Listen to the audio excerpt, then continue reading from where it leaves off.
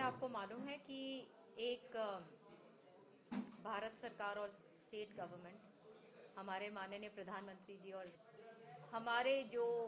लोग हैं, हमारी जो महिलाएं हैं, हमारे जो बच्चे हैं, उनके पोषण के लिए, उनका अच्छा पोषण हो, खान पीन अच्छा हो, उसके लिए बहुत अच्छी अच्छी योजनाएं बनाई हुई हैं। और जो खाना पीना, एक साधारण जो लैंग्वेज में मैं बात बताऊं कि जो खाना पीना जो हमारे बच्चों के लिए और महिलाओं के लिए पहुंचाया जाता है आंगनवाड़ियों के तहत, वो सही तरीके से पहुंच रहा है या नहीं, और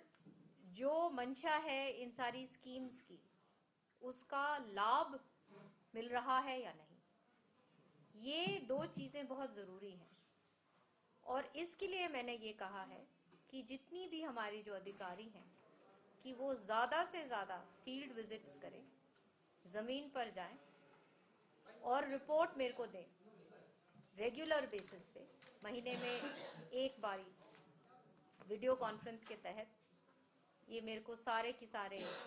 जो एडीसीज के साथ मेरी वीडियो कॉन्फ्रेंसेस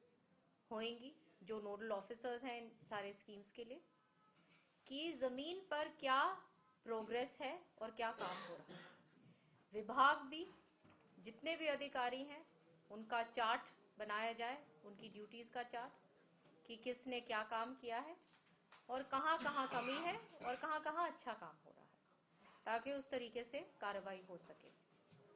तो देख रेख जो जितनी भी स्कीम्स हैं उसकी ठीक से हो, लोगों तक लाभ पहुंचे, उसके लिए मीटिंग थी। महिला चौपाल की भी बात, क्योंकि हमारा ये मैनिफेस्टो के अंदर एक बहुत जरूरी पॉइंट था, तो उसके लिए भी मैंने कहा है कि महिला चौपाल आंगनबाड़ी केंद्र के साथ इकट्ठा एक ही जगह होना चाहिए, ताकि गांव के अंदर एक जगह, एक हब बने कि वहीं पे चाहे बच्चे हों, चाहे हमारी माताएं बहनें हों, वो एक जगह सारा काम हो सके एक संगठित तरीके से। तो ये आंगनबाड़ी जो आपकी पहले से चल रही है, इनके साथ ही नया भवन या उसी में ही महिला चौपाल बने, इस तरीके की व्यवस्था की जाएगी? नए भवन उसमें कहीं कहीं जहां पंचायत भी कमरे दे सकती है, ये अलग अलग तरीके से जहां नए बनाने हैं, उस तरीके से सारी वो रिपोर्ट मेरे को सबमिट अब होएगी। जी। अभी मैं जो महिलाओं में खासतौर पे जो कमी है, पौष्टिक जिस तरीके का खाना जो मिलना चाहिए, जो आंगनबाड़ी के जरिए आपकी जो योजना है, क्या उसमें अधिकारियों ने क्या रिपोर्ट दी है आज की बैठक में? किस तरीके से उनको पौष्टिक आहार जो दिया जा रहा है? देखिए, मेरे आते ही सबसे पहले मैंने एक बहुत स्ट्रेस मैंने एक चीज को दिया कि विटामिन डी एक बहुत इम्पोर्टेंट विटामिन है हेल्थ के लिए, स्वास्थ्य के लिए, और उसके लिए मेरे को ये अब सबमिट कर रहे हैं अपनी रिपोर्ट कि विटामिन डी को लेके हमारा जो ग्रामीण में जो हमारी महिलाएं हैं उनकी क्या स्थिति है, क्या हेल्थ है, क्योंकि ये हेल्थ से रिलेटेड चीज है। तो इसमें आज ही हमने बात करी है कि हम हेल्थ मिनिस्ट्री के साथ बैठेंगे और वो जो भी हमें जिस तरीके से हमारी फाइंडिंग्स होंगी उस प्रकार से हम काम करेंगे और हेल्थ चार्ट्स बना के इसके ऊपर कार्रवाई करेंगे। इसके अलावा जितनी भी जो खाने की, जो पीने की, जो हमारे बच्चों के लिए, हमारी महिलाओं के स्वास्थ्य के लिए जो गवर्नमेंट की तरफ से आंगनबाड़ी में जाता है, वो जमीन तक कितना जा रहा है या नहीं जा रहा, उसके लिए डिस्ट्रिक्ट या गांव वाइज हम कमिटीज भी अब बनाने जा रहे हैं, ताकि वो गांव में एक देख रेख लोगों की भी रहे कि ये आना चाहिए, ये नहीं आया, ये चीजें होनी चाहिए आंगनबाड़ी में, ये नहीं है, ताकि एक अधिकारी भी अपना काम करे और लोग भी जागरूक होके कि ये चीजें होनी चाहिए, और कोई बात अगर ऐसी आती है तो वो फिर मेरे सामने आए, उसके ऊपर फिर हम कार्रवाई कर सकते हैं। प्रधानमंत्री आ रहे हैं 9 दिसंबर को, एक योजना का शुभारंभ करें, सखी योजना। ये केंद्र सरकार की बीमा योजना से जुड़ी योजना है, लेकिन महिला एवं बाल विकास विभाग के नाते महिलाओं की वहाँ भागीदारी ज़्यादा से ज़्यादा हो, इसको लेकर भी आने वाले दिनों में बैठक करेंगे या कोई चर्चा हुई है? अभी जब सूची इस बार इस प्रधानमंत्री जी का बहुत एक फ्लैगशिप प्रोग्राम रहा है, बेटी बचाओ बेटी पढ़ाओ, और उसमें काम बहुत हुआ है। उस काम को आगे ले जाना ज़रूरी है और इसके संदर्भ में मीटिंग्स होती रहती हैं और जो भी आगे हमें दिशा निर्देश मिलेंगे हम तैयार हैं। मैम, ये सखी योजना है क्या, इसके बारे में कोई जानकारी है? ये जैसे मैंने कहा कि ये तमाम कंपोनेंट्स जो हैं ये हमारी महिलाओं के लिए कि वो आगे किस तरीके से उनका स्ट्रीमलाइन हो सके, वो ये योजनाएं हैं। मैम, आपने आज सिंचाई विभाग की भी बैठक की है, उसमें तमाम अधिकारी मौजूद रहे। प्रदेश में जो नहरी पानी है किसानों के लिए वो पूरा उन्हें मिले, उसको लेकर किस तरीके की व्यवस्था की जा रही है और क्या दिशा निर्देश अधिकारियों को आपने दिए? पानी को लेके ये एक हमेशा एक ये बात रहती है कि सबसे पहले समान बंटवारा पानी का जो हमारे प्रदेश में है वो सारी जगह होना चाहिए, और इसके साथ साथ जो हमारी नहरों की जहाँ जहाँ रीमॉडलिंग करनी है, जहाँ जहाँ रिहैबिलिटेशन है, रीलाइनिंग है, वो जितने भी प्रोजेक्ट्स जो चल रहे हैं उसका जायजा लिया। और आने वाले टाइम के लिए, क्योंकि 2 पार्ट्स में आज हमने ज़्यादातर बात करी, एक तो मिकाडा का जो ड्रिप इरिगेशन बहुत ज़रूरी है, वो संबंधित डायरेक्टली वाटर कंजर्वेशन में है कि पानी बचाव कि किस तरीके से आगे हमारे जो किसान हैं उनको रास्ता दिखाया जाए, जैसे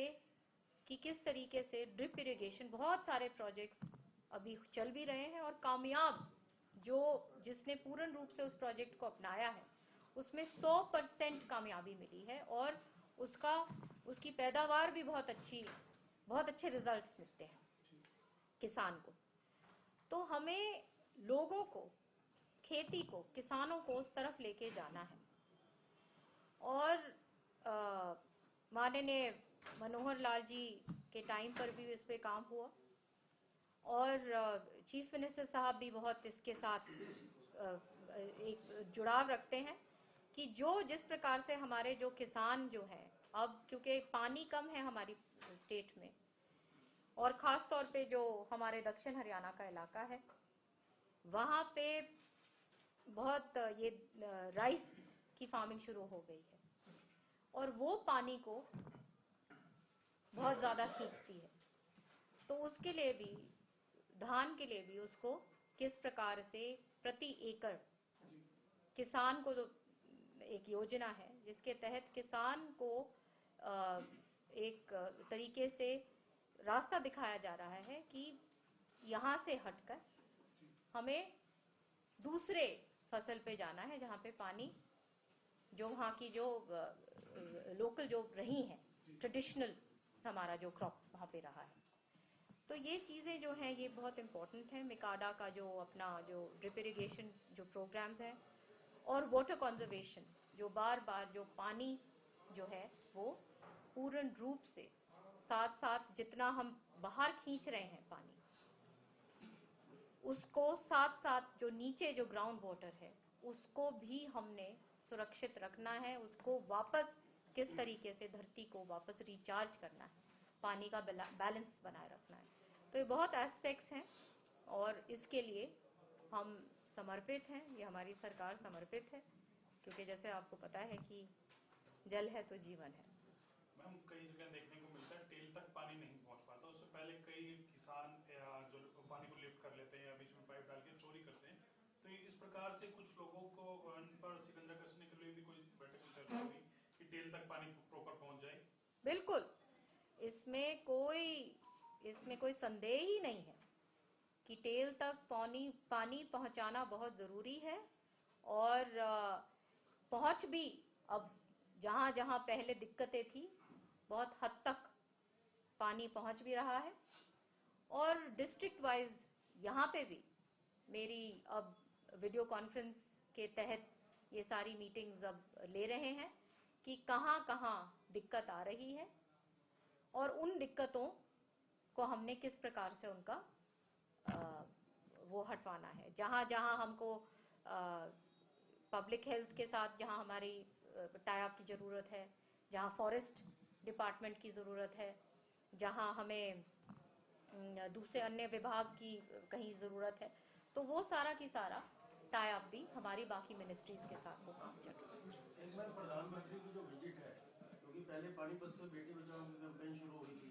तो आपके डिपार्टमेंट की क्या तैयारी है और गवर्नमेंट की क्या 9 तैयारी, तारीख को कितने लोग लेके जाएंगे? पानीपत आ रहे हैं मैम, सखी योजना जो बीमा योजना उसका शुभारंभ करने। देखिए, ये हमारे लिए बहुत बड़ा एक गर्व की बात है कि स्वयं प्रधानमंत्री जी आ रहे हैं